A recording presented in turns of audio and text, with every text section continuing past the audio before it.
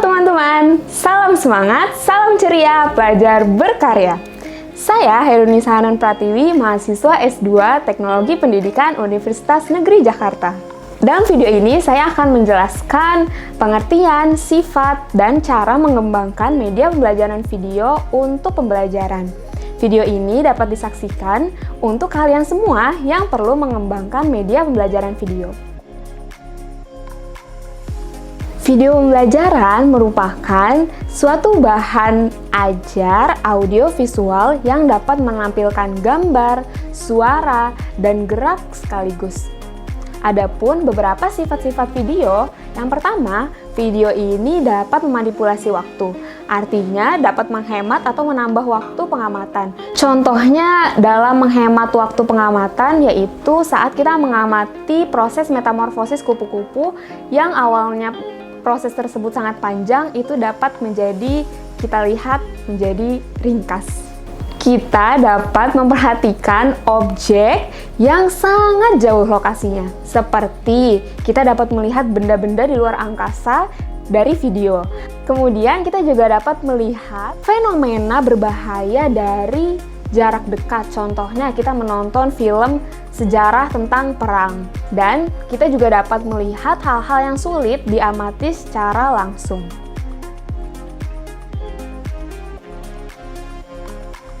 Selanjutnya ada beberapa karakteristik dari video. Yang pertama yaitu video dapat memperbesar objek yang kecil. Yang kedua dapat memanipulasi tampilan gambar. Yang ketiga dapat membuat objek menjadi still picture atau gambar diam dalam durasi beberapa waktu. Yang keempat, daya tarik yang luar biasa untuk mempertahankan siswa menyimak video dibandingkan saat siswa hanya mendengarkan saja. Yang kelima, mampu menampilkan informasi atau objek gambar yang terkini.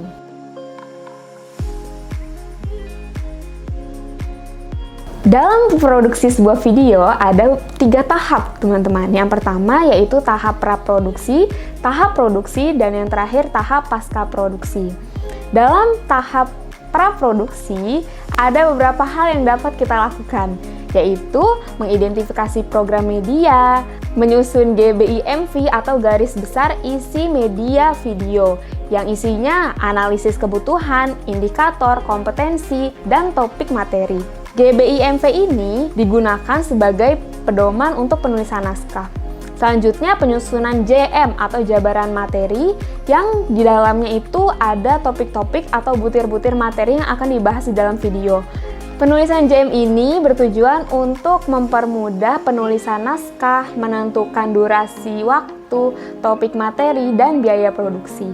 Kemudian ada penulisan naskah. Di dalam penulisan naskah ini ada 2 ya teman-teman, yaitu penulisan sinopsis dan treatment. Kalau sinopsis ini adalah ringkasan cerita untuk memberikan gambaran secara ringkas dan padat terhadap tema materi yang akan digarap di dalam sebuah video.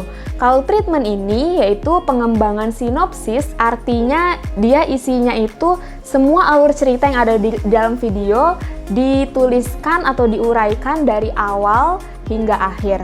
Kemudian ada skenario yaitu petunjuk operasional dalam produksi atau pembuatan program. Dan yang terakhir di dalam tahap praproduksi dilakukan validasi naskah. Setiap naskah ini yang telah ditulis itu akan dikaji oleh ahli sebelum dilanjutkan ke tahap produksi. Tahap kedua dalam pengembangan video adalah produksi. Di dalam tahap produksi ini ada beberapa tahap yang dapat kita lakukan, yaitu rembuk naskah, penentuan tim produksi, casting, hunting, crew meeting, dan yang terakhir ada tahap pengambilan gambar dan suara. Dalam tahap kedua ini atau dalam tahap produksi ini dilakukan kegiatan yang mengubah ide yang awalnya sudah kita tulis dalam tahap praproduksi, itu kita ubah menjadi gambar dan suara. Tahap yang terakhir dalam proses pengembangan video adalah tahap pasca produksi. Di dalam tahap ini dilakukan video editing, yaitu mengambil bagian-bagian yang diperlukan dan tidak diperlukan agar menjadi satu kesatuan utuh untuk pembelajaran. Kemudian ada tahap importing, yaitu memasukkan hasil rekaman dari kamera ke dalam perangkat editing seperti PC atau laptop. Selanjutnya ada pemotongan video atau cut, ada penggabungan antar potongan gambar, penyisipan, dan pengaturan transisi.